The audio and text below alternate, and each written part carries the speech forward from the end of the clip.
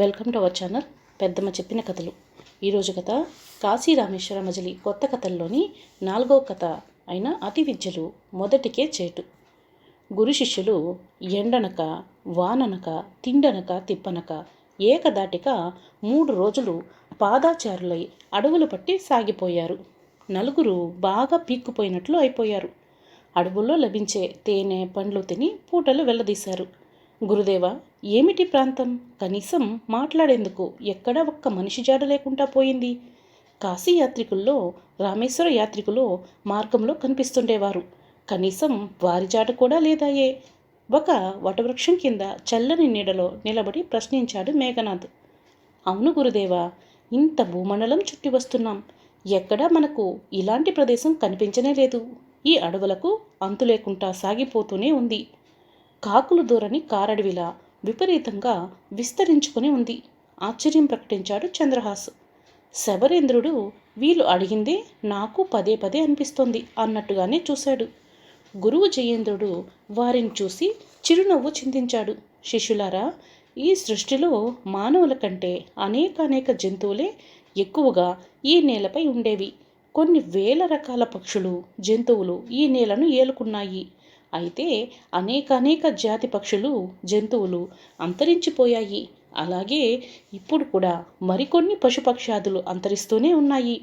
అందుకు కారణం వాటికంటే తక్కువగా ఉన్న మానవుడు అనే క్రూర జంతువు చేతిలో హతమవుతూనే ఉన్నాయి. ఆ వేటలో చాలా వరకు నశిస్తున్నాయి. క్రమంగా వేట అనేది మానవునికి నిత్యకృత్యంగా మారిపోయింది. మానవుడు బహు తక్కువ సంఖ్యలో ఉన్నందున ఈ అడవులు అలా పెరిగి ఉన్నాయి. మానవులు గణనీయంగా పెరిగిన నాడు ఇప్పుడు మీరంతా విస్తుపోతున్న ఈ అరణ్యాలు ఉండనే ఉండవు. మానవులు ఈ నేలపై విపరీతంగా పెరిగిపోవటం ఖాయమా? తప్పకుండా. వేల ఏళ్లలో ఈ నేలపై ఇసుక పోస్తే రాలనంతగా మానవులు పెరిగిపోతారు. అడవులు కొండలు గుట్టలు కనిపించకుండా పోతాయి.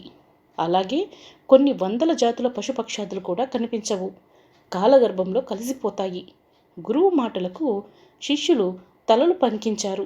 ఇదంతా ఓడ్ర దేశంకు చెందిన భారీ అడవులు. ఇక చేరువలోనే ఏదో నగరం ఉందని తెలుస్తోంది.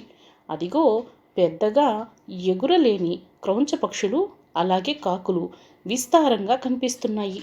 అంటే మానవుని జాడతో కూడిన నగరమే మనకు కనిపించనుంది. గురువుగారు చెప్పాడు. అడవులను దాటుకొని వస్తుంటే మైదాన ప్రాంతం, ఆ పైన పెద్ద తటాకం కనిపించేసరికి ఒక్కసారి నలుగురు కళ్ళు పెద్దవి చేసి చూశారు. అక్కడ అనేక పక్షులు కనిపించాయి. అవి మానవుడు ఉండే చోటుల్లో జీవించే సాధారణ పక్షులు. ఇక మనుష్య జాడ కనిపిస్తుందని పెంచింది. ఆశగా నలుదిశలు పరికించారు. కానీ ఇంకా జాడ లేకుండా ఉంది. అక్కడికి ఒక సింహం వచ్చింది.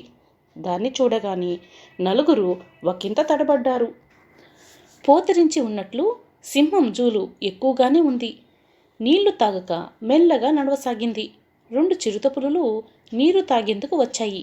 సింహాన్ని చూసి అవి వెనక్కి తగ్గాయి. కానీ ఆ చిరుతల్ని చూసి సింహం ఒక్కసారికి పరుగు అందుకుంది. ఆ దృశ్యం చూసి నలుగురు అదురుపాటుకు గురయ్యారు. చిరుతలను చూసి సింహం పారిపోవడమా? ఏమీ వైపరీత్యం అని మరవలేకపోయారు. పదే తర్కించుకున్నారు. గురుదేవా, ఇంతగా ప్రకృతికి విరుద్ధంగా ఉన్నదాన్ని మనం కన్నులారా చూశాం. ఎవరికి చెప్పినా నమ్మరు. పెద్ద పులిని చూసి పారిపోయిందంటే కొంతవరకు నమ్మవచ్చు. కానీ చిరుతపులిని చూసి సింహం తోక ముడవడమా అని నవ్వుతూనే ప్రశ్నించాడు మేఘనాథ్. ప్రకృతి విరుద్ధంగా ఉన్నందున ఇప్పుడు మీకు ఏమనిపిస్తుంది?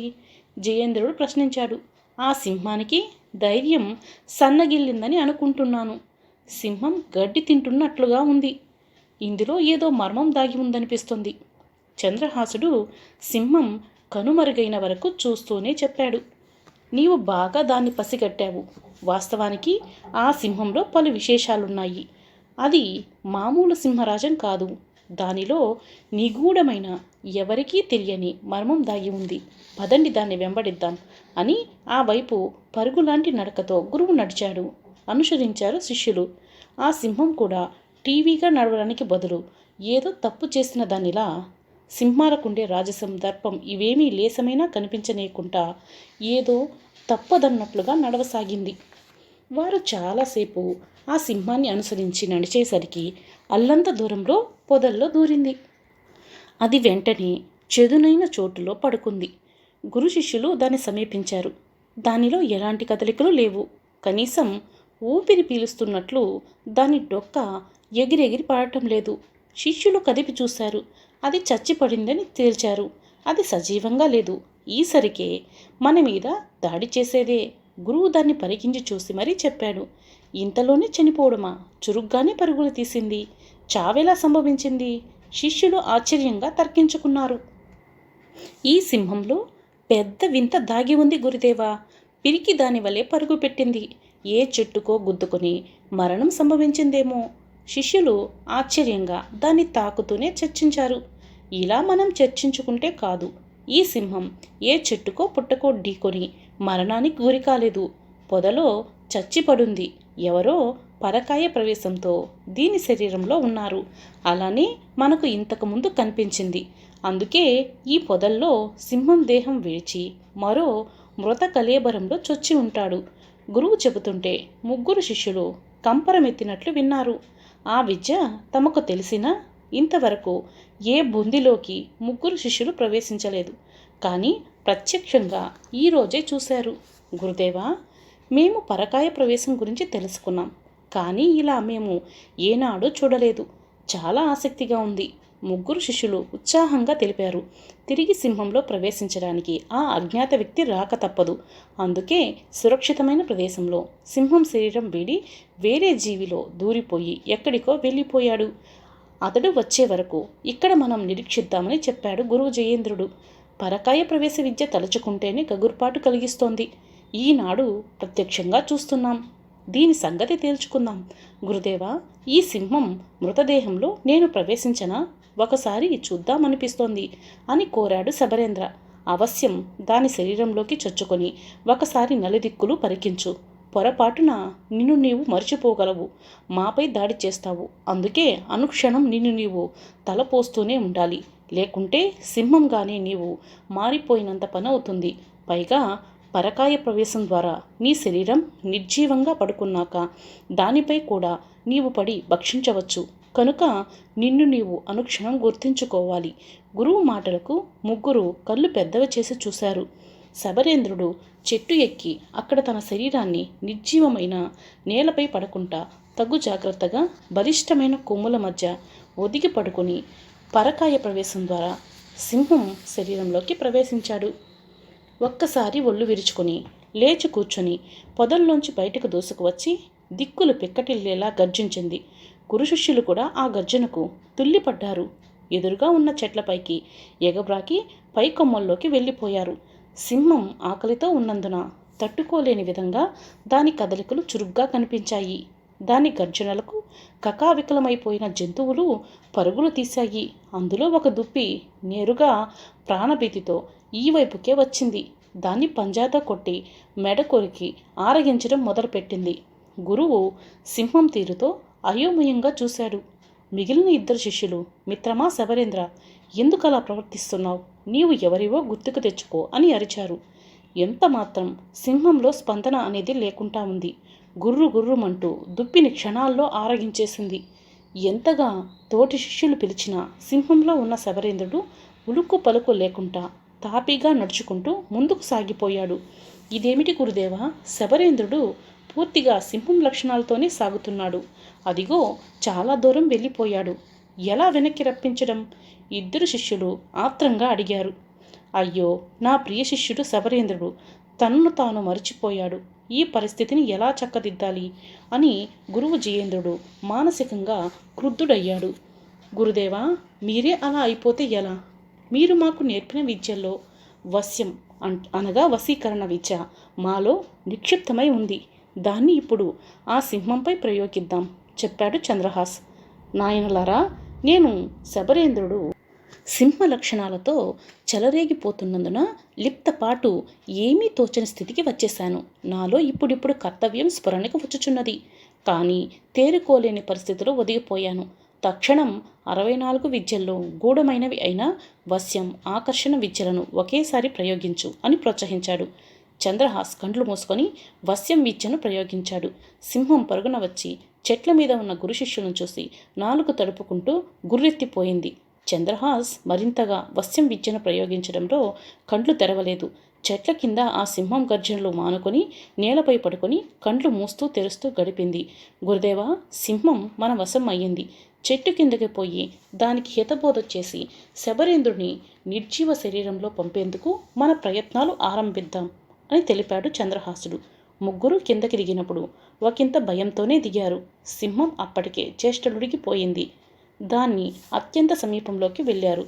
ఎందుకైనా మంచిదని ఇద్దరు శిష్యులు కత్తులు తీసుకొని సిద్ధమయ్యారు. గురువుకు రక్షణ కవచంలా నిలబడ్డారు.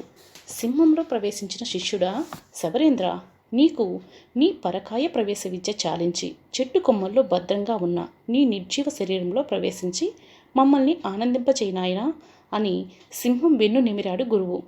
సింహం వశీకరణలోనే మగతగా ఉంది. ఉలుకు లేదు, పలుకు లేదు. పైగా పూర్తిగా సింహ లక్షణాలతోనే ఉంది. గురువు తన వంతు విశ్వ ప్రయత్నాలు చేశాడు.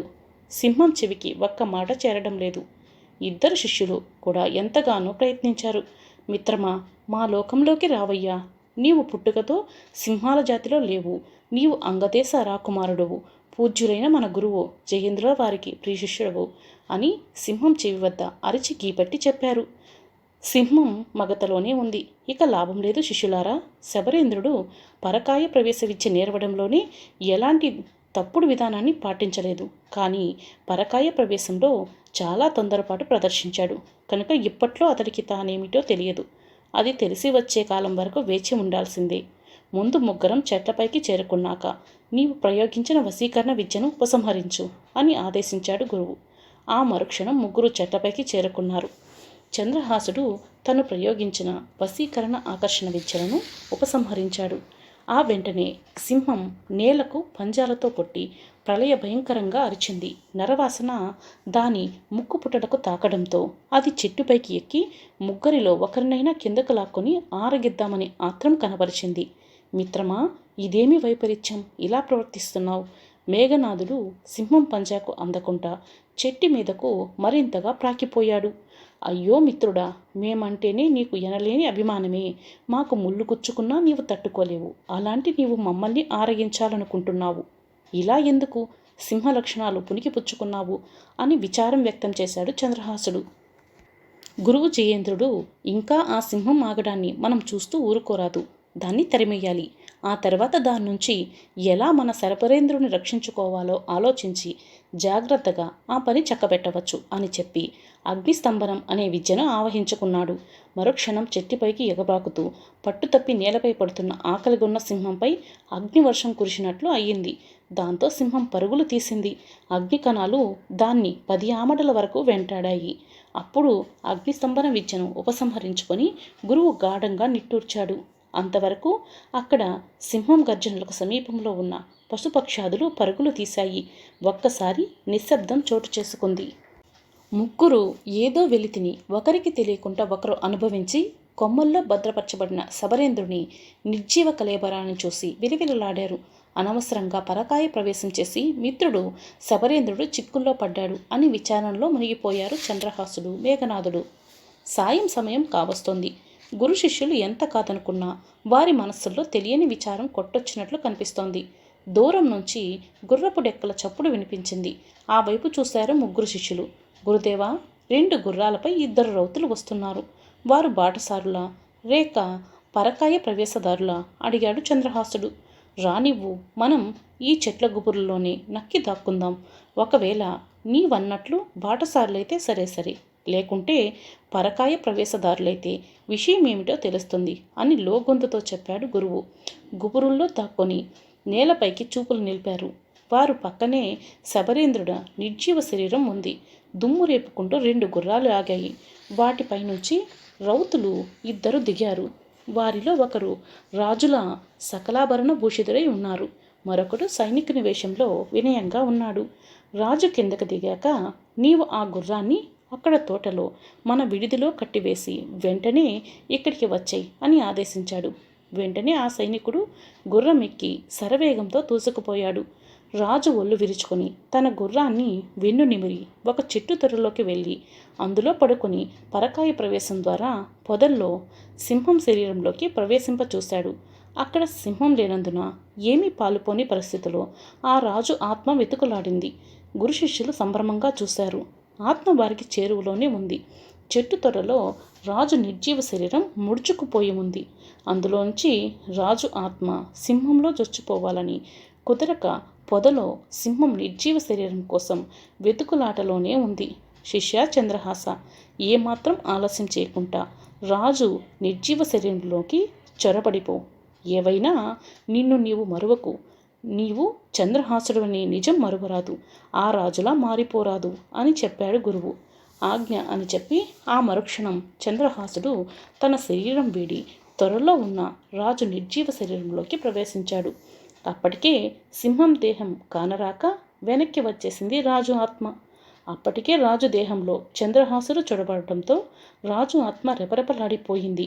అలా కొంతసేపటికి శాశ్వతంగా రాజు ఆత్మ సర్వశక్తులు కోల్పోయి నాశనం అవుతుంది. అందుకే మరేదైనా నిర్జీవ శరీరం ఉందేమని వెతుకులాటలో తిరగాడింది. అదే చెట్టుపై ఒక రాబందు తన గూటిలోని సహజ మరణం పొంది ఉంది. ఆ బుంది చూడగానే బతుకు జీవుడా అని రాజు ఆత్మ చొరబడింది. చచ్చిపడున్న పిట్ట కూత పెట్టింది. అప్పుడే పిల్లలకు ఎరపెట్టేందుకు వచ్చిన తల్లి రాబందు ఇంత దానా నోటికి అందించింది. రాజు ఆత్మ పిట్ట దేహంలో ఉన్నందున తినక తప్పలేదు. ఇదంతా గమనించిన గురువు, శిష్యుడా చంద్రహాస, ఇక త్వరలో నుంచి వచ్చేసి ఇందాక రాజుచే పంపబడిన రాజభటుడు వడివడిగా వస్తున్నాడు. కిందకి దిగి అతడి కోసం నిరీక్షించు అని ఆదేశించాడు. చంద్రహాసుడు కిందకి దిగాడు. అప్పుడే వచ్చిన భటుడు ఆయాసపడుతూ జయం జయం మహారాజా అని తల వంచి నమస్కరించాడు. చంద్రహాసునికి ఏమి చెప్పాలో అర్థం కాలేదు. రాజభటుడిని చూసి తల పంకించాడు. అప్పుడు చెట్టు దిగిన గురువు మేఘనాథులు అక్కడికి చేరుకున్నారు. మేము బాటసారులం, మీరు ఎవరు అని ప్రశ్నించాడు గురువు. మేము ఓడ్ర నగరానికి చెందినవారం. మహారాజు బిపిన్ చంద్ర నిత్యం వేట వినోదార్థం అడవికి వచ్చారు అని చెప్పాడు. బిపిన్ చంద్ర శరీరంలో పరకాయ ప్రవేశంతో చొరబడిన చంద్రహాసుడు తాను బిపిన్ చంద్ర మహారాజుని అని తెలుసుకున్నాడు. తనతో పాటు గురు శిష్యులను ఆహ్వానించి అక్కడికి చేరువలో ఉన్న కోటకు తన భటుడు వెంట సాగిపోయాడు. రాజును చూస్తుంటే కంపరమెత్తిపోతున్నట్టుగా రాజోద్యోగులు అనుమానంగానే చూస్తున్నారు. రాజు తన విలాస మందిరంలో అందమైన అమ్మాయిలతో నింపేసి వారితో సరసల్లాపాల్లో తేలియాడడం తలచుకొని మరి రాజోద్యోగులు రాజుపై అనుమానాన్ని రోజురోజుకు పెంచుకోసాగారు. గురువు రాజకోటలో కళ్ళ ముందు జరుగుతున్న విషయాలను ఆకలింపచేసుకున్నాడు. వెంటనే తనకు కేటాయించిన విడుదలో ఇద్దరు శిష్యులు మేఘనాథ్ బిపిన్ చంద్ర మహారాజ్ శరీరంలో ఉన్న చంద్రహాసు గురువుతో మంతనాలు చేశారు. చంద్రహాస్, నీవు మహారాజ్ బిపిన్ చంద్ర దేహంలో ఉన్నావు. ఇక్కడ రాజుపై గుర్రుగా రాజోద్యోగులు ఉన్నారు. నీ మీద వారు ఏ క్షణమైనా దాడి చేయవచ్చు. అందుకే భద్రంగా ఉండు.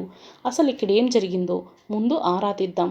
ఆ రాజు తీరుతెన్నులు ఏమిటో తెలుసుకోవాలి అని ఇద్దరు శిష్యులకు చెప్పాడు.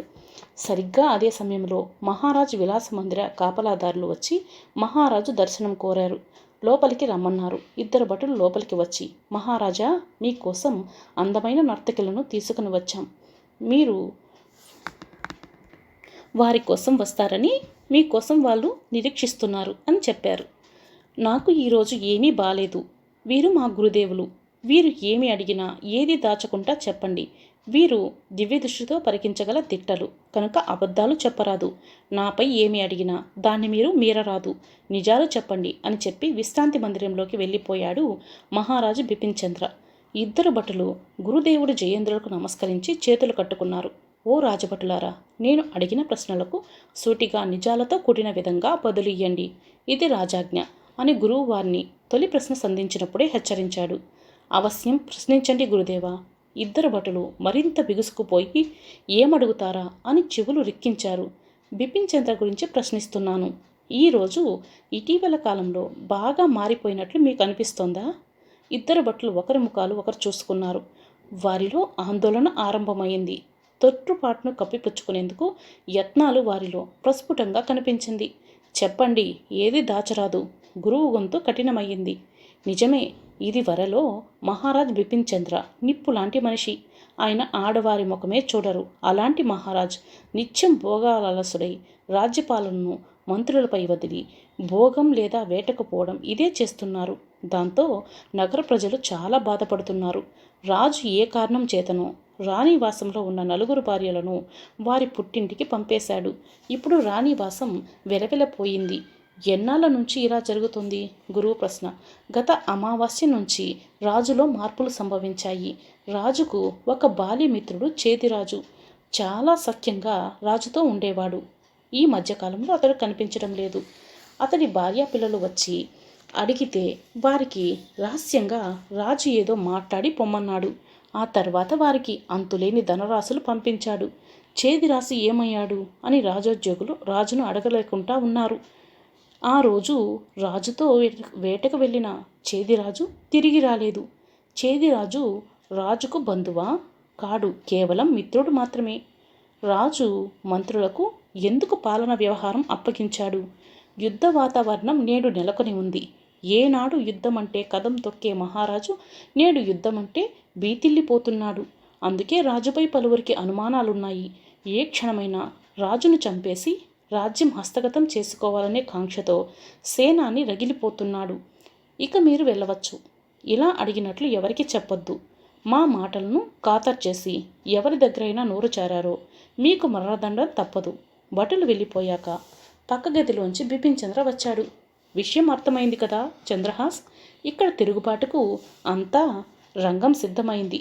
బిపిన్ మిత్రుడు చేదిరాజు అనేవాడు రాజు శరీరంలోకి పరకాయ ప్రవేశం చేసి ఈ రాజ్యాన్ని అల్లకల్లోలం చేసేస్తున్నాడు.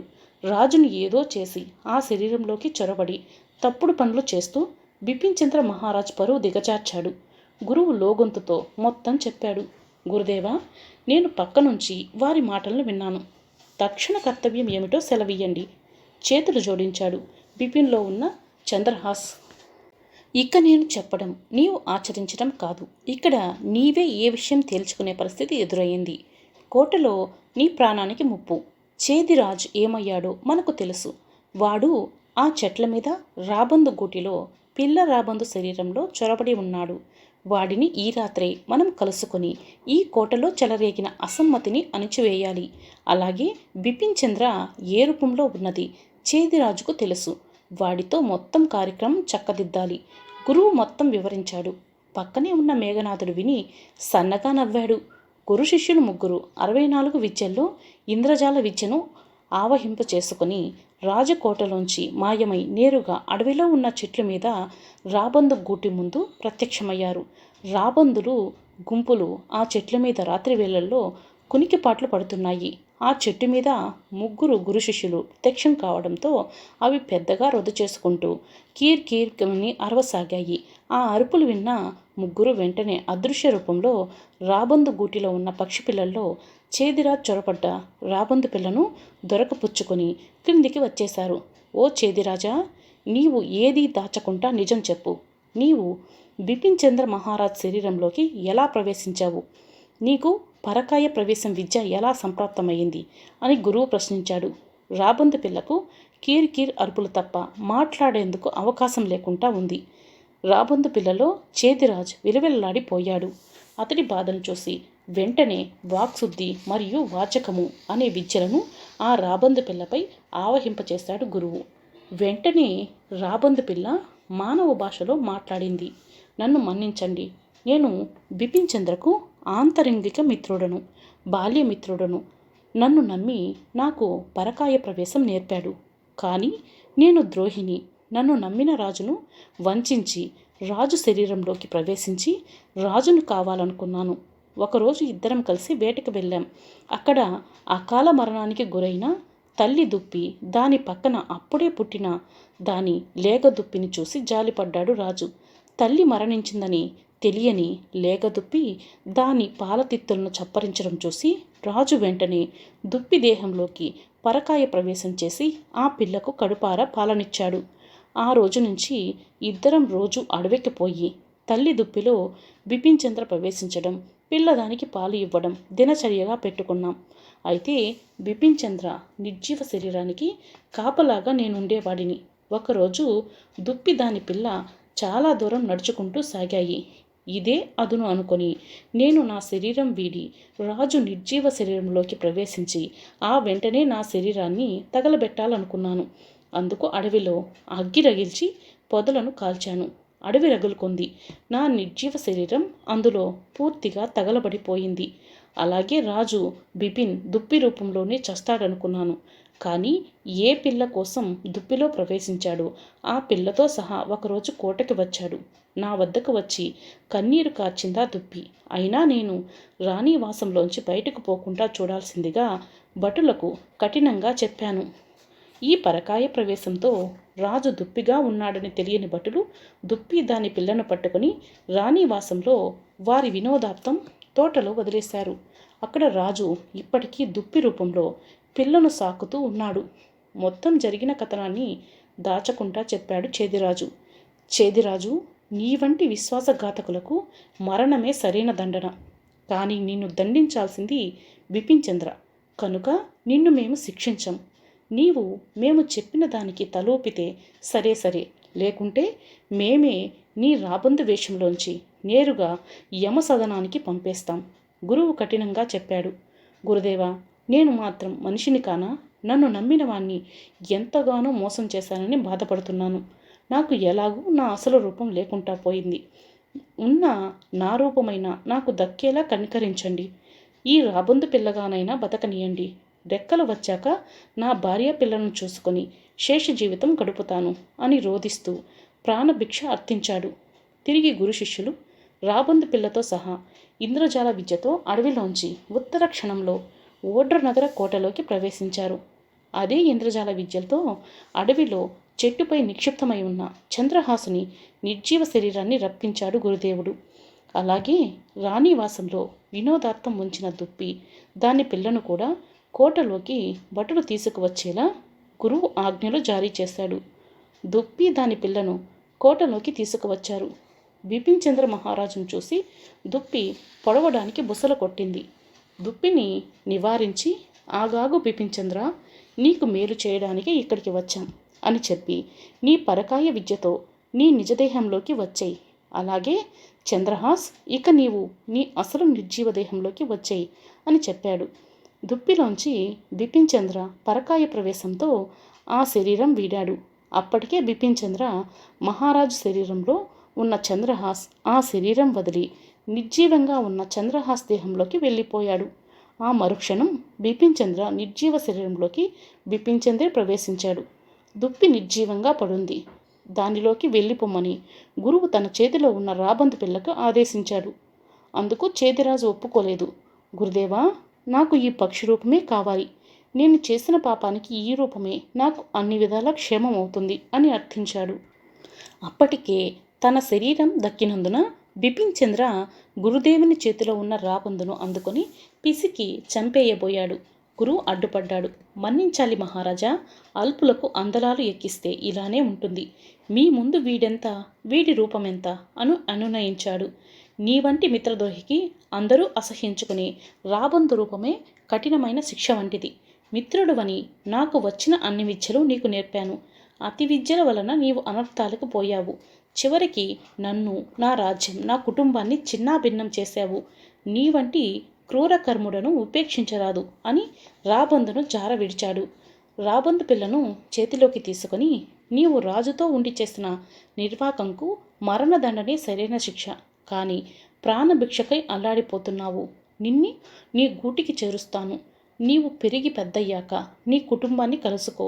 వారితో నీవు మాట్లాడడానికి నీలో వాక్శుద్ధి విద్యను ప్రవేశపెట్టాను. అది నీకు అన్ని విధాలా పనిచేస్తుంది అని గూటిలోకి చేరేలా ఇంద్రజాల విద్యతో సాగనంపేశాడు గురువు జయేంద్రుడు.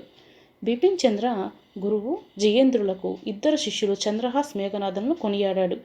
నాకు మీరిచ్చిన పునర్జన్మ నా ఈ జీవితం అని పదే పదే చెప్పాడు. అక్కడ 2 రోజులు అతిథులుగా ఉన్నాక తిరిగి అడవిలోకి వచ్చారు. సింహం రూపంలో ఉన్న శబరేంద్రుడిని కలవాలని వెతికారు. ఒక ఊబిలో పడి ఉన్న సింహాన్ని కనుగొన్నారు. అప్పటికే సింహం చేష్టలుడిగిపోయింది. బాగా రక్తసిక్తమయ్యింది. అది మరో సింహంతో పోరాడి చివరికి ఆ పోరాటంలో ఊబిలోకి నెట్టివేయబడి ఊబిలోంచి రాలేక 3 వంతులు మునిగిపోయి బతికేందుకు నానాయాతనలో పడసాగింది. ఆ సింహమును చూసి ఇద్దరు శిష్యులు, గురుదేవా, మన శబరేంద్రుడు చివరికి సింహంలో ప్రవేశించి దాని లక్షణాలను పుణికిపుచ్చుకొని సింహమే అయ్యాడు. ఇప్పటికైనా గుర్తుపడతాడో లేదో చూద్దాం అని ఎదురుపడ్డారు. ఊబి ముందుకు వెళ్ళారు గురు శిష్యులు. సింహం అప్పటికే మరింతగా ఊబిలోకి దిగబడిపోయింది. గురు శిష్యులను చూడగానే సింహం మరింతగా అల్లాడిపోయింది. సింహంలో ఉన్న శబరేంద్రుడు తనలోకి వాక్శుద్ధి, వాచకం అనే విద్యలను ఆవహింపచేసుకొని మానవ భాషను తనకు తానే సమకూర్చుకున్నాడు. ఆ వెంటనే పెద్దగా పిలిచాడు, గురుదేవా, నేను పరకాయ ప్రవేశం విద్యను అత్యుత్సాహంతో చేశాను. సింహంలో చొరబడ్డాక నన్ను నేను మరిచిపోయాను. సింహమే అయిపోయినంతగా లీనమైపోయాను. అందుకే ఈ మధ్యకాలంలో సింహాలపై నా పంజా విసిరాను. కనిపించిన జంతువును వేటాడి పాపఫలాన్ని పెంచుకున్నాను. ఇప్పుడు ఈ ఊపిలో పడి ప్రాణాలు ఒగ్గపట్టి ఉన్నాను అని దీనాతిదీనంగా చెప్పాడు. అదిగో నీవు వదిలిపెట్టిన వెళ్ళిన నీ నిర్జీవ శరీరంలో ప్రవేశించి ఆ వెంటనే ఇంద్రజాల విద్యతో ఇక్కడికి వచ్చాయి అని గురువు జయేంద్రుడు ఆదేశించాడు. సింహరూపంలో ఉన్న శబరేంద్రుడు పరకాయ ప్రవేశం విద్యతో తన నిజదేహాన్ని వెతుక్కుంటూ వెళ్ళి అందులో ప్రవేశించి ఆ వెంటనే గురువు ముందు వాలాడు. గురుదేవ, నన్ను మన్నించండి. విద్యలను ఏనాడు ఏమీ కాదన్నట్లు చూడరాదు అని తెలుసుకున్నాను. సింహరూపంలోకి వెళ్ళాక నన్ను నేను మరిచాను, మీ అందరినీ బాధించాను అని పాదాలపై పడ్డాడు. శిష్యులను లేవనెత్తి, ఈ మజిలీ మనకు మన విద్యలకు పెద్ద పరీక్షలను పెట్టింది అని సన్నగా నవ్వాడు జయేంద్రుడు. ముగ్గురు శిష్యులు చట్టాపట్టాలేసుకొని అక్కడి నుంచి కదిలారు.